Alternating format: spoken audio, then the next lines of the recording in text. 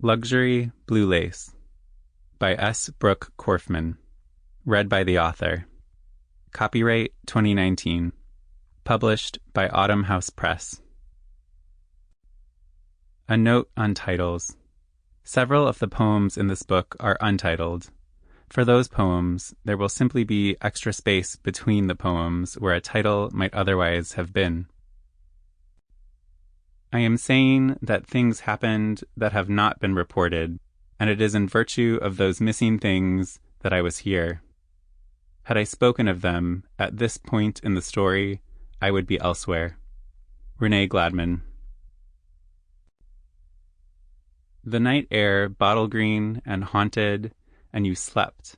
A bice pall, a presence in your room with you, you felt as you slept, following from long ago, weight at the back of your heavy head, in the middle of great fear. Would you go to the lake? Would it be calming? Would you go to the forest? Dig a pit to fill and undo itself when it rains. Once upon a time, winter. No, once upon a time, a woman rose out of the ocean. No, wait, once when I was little, I screamed as my father massaged the pains from my legs. No. Tarp covering an opened home, back leaking into the cold. Here's the someone seen in a child, but whom?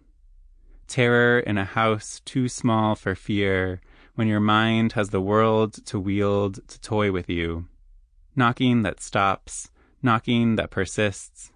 It's not so different from the thin bed, closed door, only barrier a blanket. If you curl so small, the shape around you, breathing, he might go away, but to where?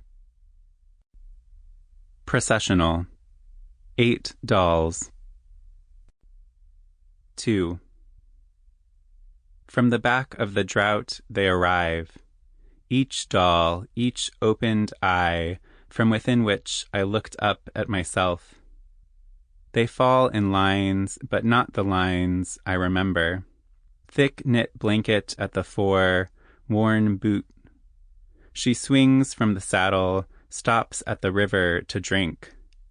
Dark head of hair grandmother will brush, will come over and ask to do so. How she stills. Child always corrects the pronunciation of her name.